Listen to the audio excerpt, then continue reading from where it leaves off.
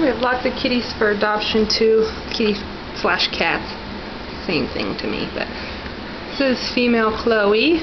She was a stray, so not much is known. She's a dark calico. Really friendly. My babies.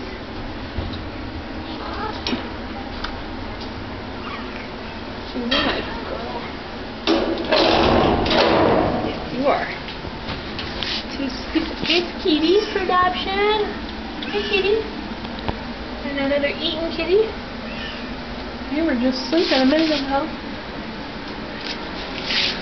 This cool kitty. Hi, bud.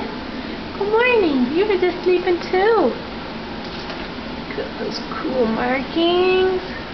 Yeah, here's the silver bell. She's really friendly.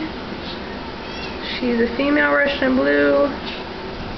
She was a stray, so not much is known about her.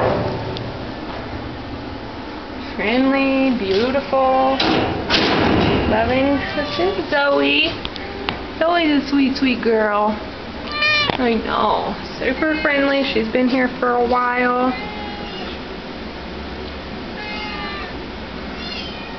She's got cool markings on her eye, huh, baby? I know.